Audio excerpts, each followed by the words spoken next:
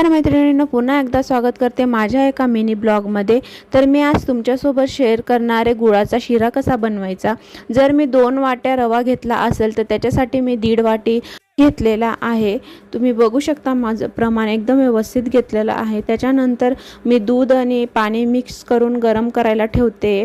तर मी त्याच्यासाठी 3 वाटी घेणार होते, दोघं करून एक प्रमाण। त्याच्यासाठी मी 1.5 वाटी दूध आणि 1.5 वाटी पाणी घेतलंय। तुम्ही थोडं पाणी जास्त ठेवा, कारण मी नंतर थोडं एक्स्ट्रा टाकलेलं होतं, म्हणजे जेणेकरून असं खुसखुशीत झाले पाहिजे।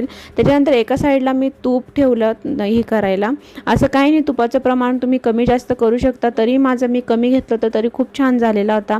मी तूप छान असं कडकडलं का नाही ते चेक करण्यासाठी थोडासा रवा टाकून बघितला, जेणेकरून मला समजेल की तूप व्यवस्थित गरम झालेलं आहे। त्याच्यानंतर मी रवा टाकला त्याच्यामध्ये आणि तुम्ही बघू शकता कसला छान कलर, एकदम मंद आचेवरती भाजायचा आहे रवा। थोडा जास्त वेळ लागतो पण मग खूप छान जातो। गोल्डन कलर आल्यानंतर तुम्ही त्याच्यात जे मिक्सचर केलेलं होतं ते मिश्रण टाकायचं आहे। त्याच्यामध्ये थोडं थोडं करून टाकायचं, जेणेकरून व्यवस्थित होईल ते मिक्स केलेलं।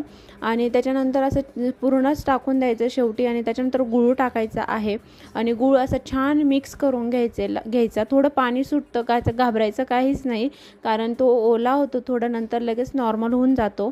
आणि जे आपण ड्रायफ्रूट्स वगैरे भाजून घेतो ना, ते नंतर त्याच्यात ॲड करायचं। आणि मी त्याच्यात वेलची पावडरही ॲड केलेली आहे। खूप छान टेस्ट आहे, ते तुम्ही एकदा नक्की ट्राय करून बघा। आणि तुम्ही बघू शकता कसला छान दिसतो आहे। आणि चला, चॅनलला लाईक करा, सबस्क्राईब करायला विसरू नका। भेटूया उद्या।